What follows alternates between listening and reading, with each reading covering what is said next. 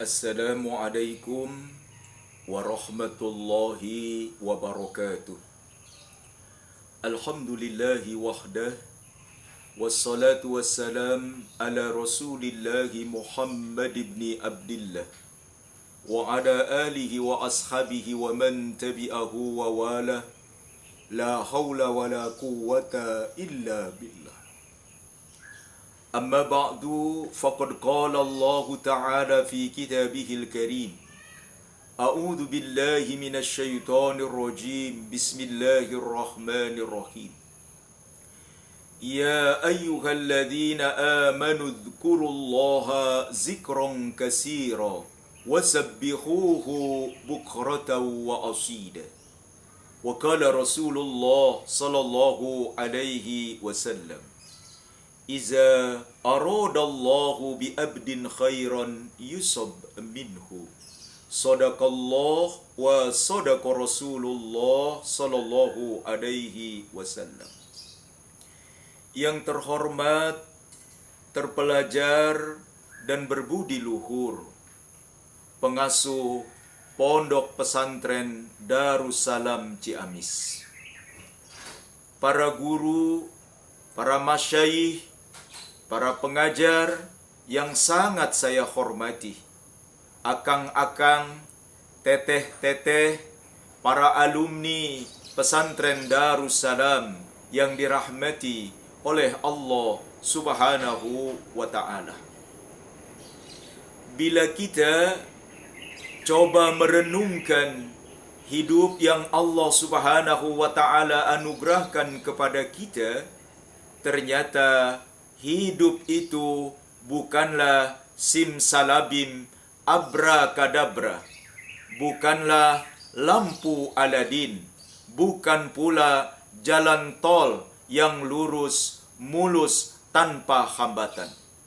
Sebaliknya, hidup yang Allah Subhanahu wa Ta'ala persembahkan kepada kita, di dalamnya mesti ada masalah, di dalamnya mesti ada kesulitan, di dalamnya mesti ada ujian dan cobaan, sebagaimana Allah Subhanahu wa Ta'ala berfirman di dalam surah Al-Ankabut ayat yang kedua.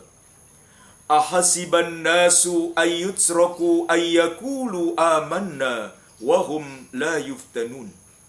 Apakah kalian mengira ketika kalian menyatakan diri beriman, kemudian Allah membiarkannya, tidak mengujinya, tidak mencobanya? Justru ketika kita menyatakan diri beriman, Allah pasti akan mengujinya, Allah pasti akan mencobanya, dan Allah pasti akan memberikan yang namanya ujian-ujian di dalam kehidupan kita ini. Akang, teteh, segenap alumni dan juga santri Darussalam yang dirahmati oleh Allah Subhanahu wa Ta'ala. Kesulitan hidup terkadang benar-benar sulit, benar-benar berat, seakan-akan tidak ada lagi solusi, seakan-akan tidak ada lagi jalan keluar.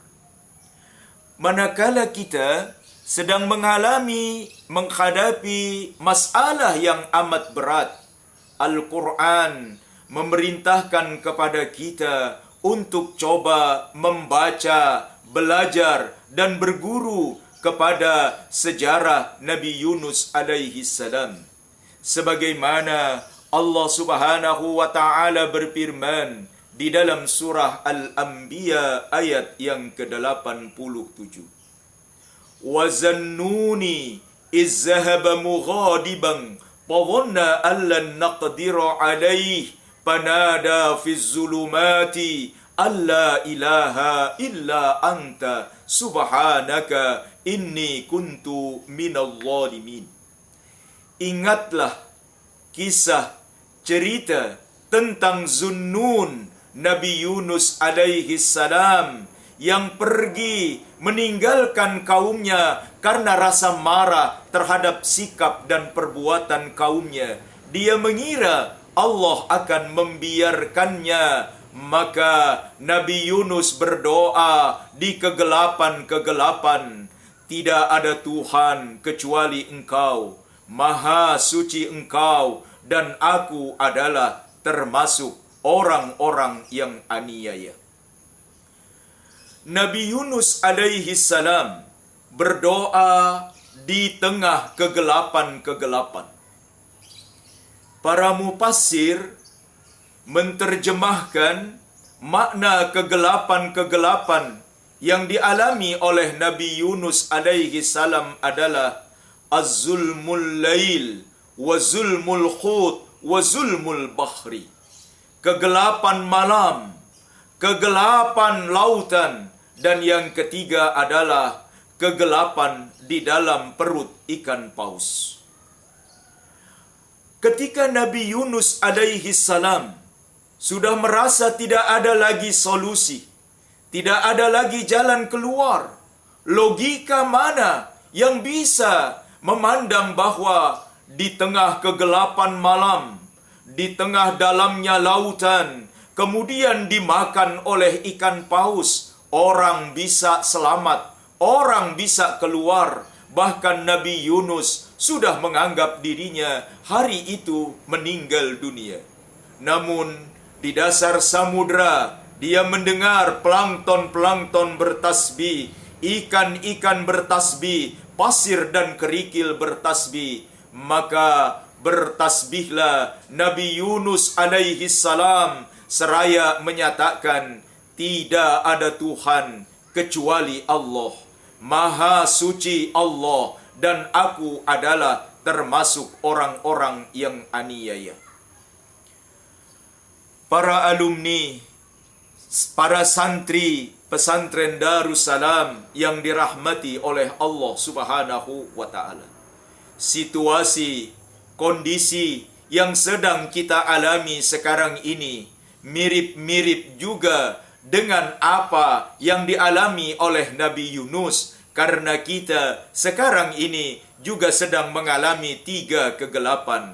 Kegelapan yang pertama adalah karena COVID-19.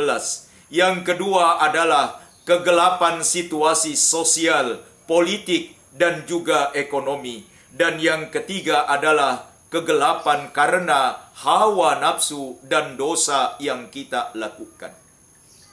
Seperti Nabi Yunus alaihi salam, ketika menghadapi 3 kegelapan itu, maka solusinya ada 3. Yang pertama, la ilaha illa anta. Yang kedua, subhanaka. Dan yang ketiga, inni kuntu minal zalimin.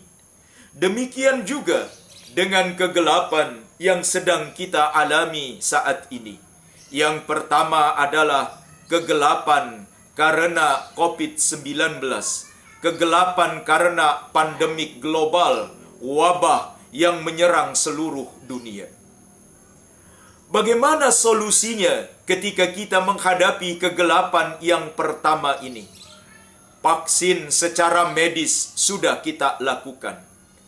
Di antara kita bahkan sudah ada yang divaksin 2 kali.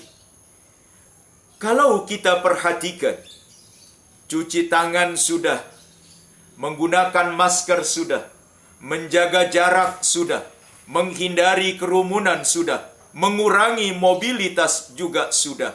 Maka ikhtiar medis kita, ikhtiar zahir kita harus juga diimbangi dengan ikhtiar spiritual kita yang dikenal dengan istilah vaksin ruhani, yang dikenal dengan istilah vaksin spiritual.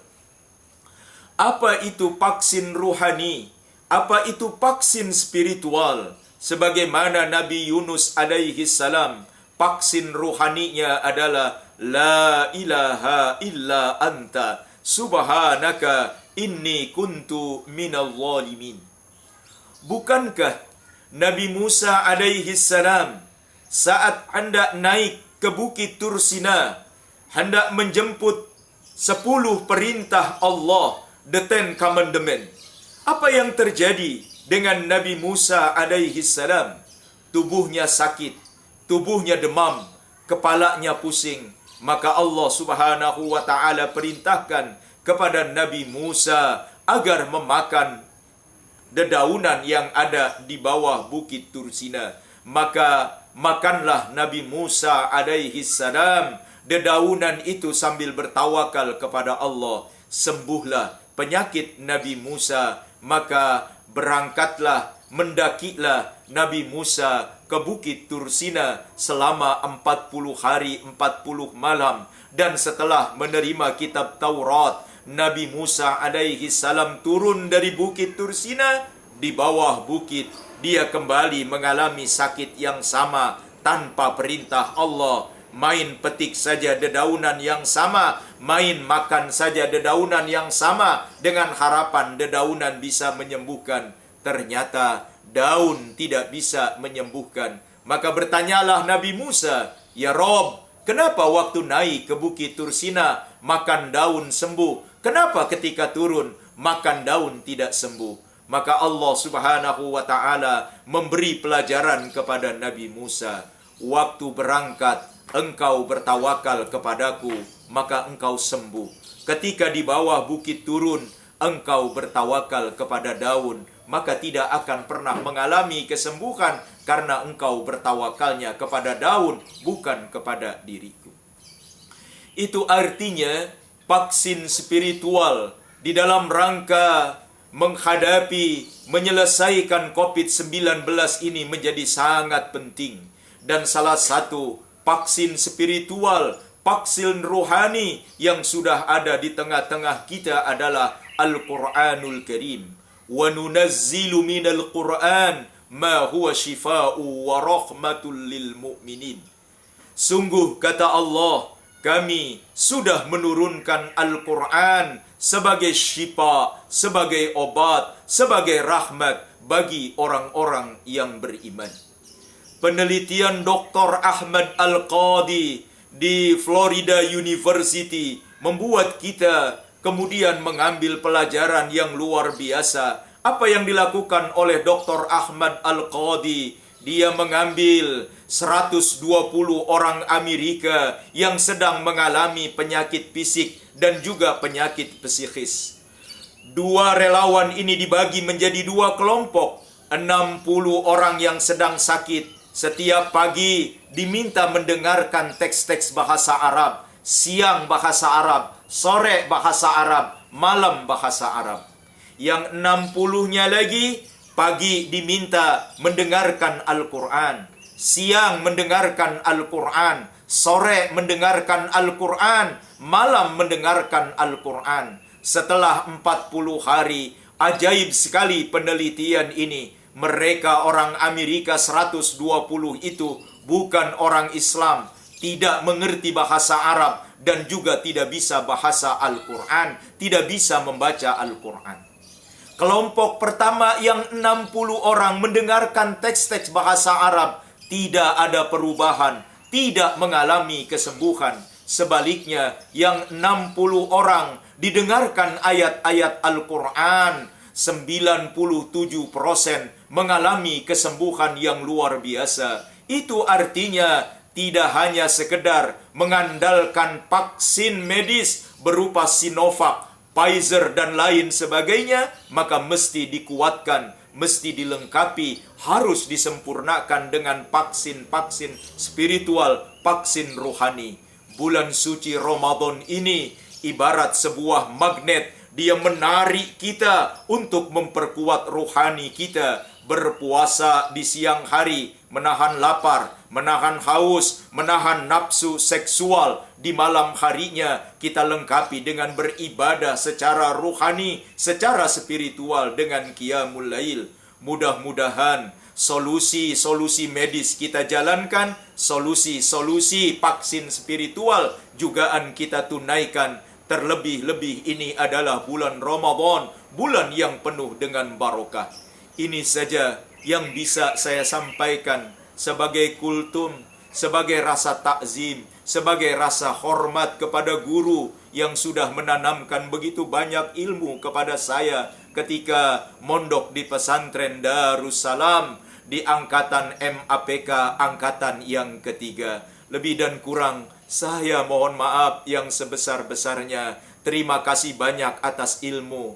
Terima kasih atas segala bimbingan yang sudah diberikan kepada saya. Dan juga salam hormat, salam takzim kepada seluruh alumni dan juga santri yang sedang aktif menimba ilmu di Darussalam. Teruslah belajar, teruslah menimba ilmu. Kata Akang, di saat perpisahan MAPK Angkatan Ketiga, jadilah menjadi ragi yang bisa mengubah singkong menjadi tape. Maka ragi itu akan sangat bermanfaat buat kehidupan. Bila kita santri Darussalam bisa mengubah lingkungan kita, masyarakat kita, maka kedepannya akan sangat bermanfaat, akan sangat bermakna.